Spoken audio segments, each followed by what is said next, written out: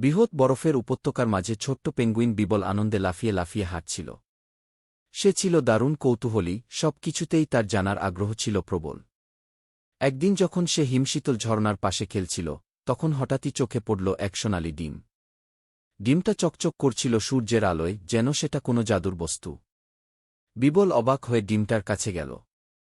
সে বুঝতেই পারল না এটা কি ডিম হতে পারে। এত বড় ডিম পেঙ্গুইনের না, শিয়ালেরও না, এমনকি ঈগল বা কোনো বড় পাখিরও না।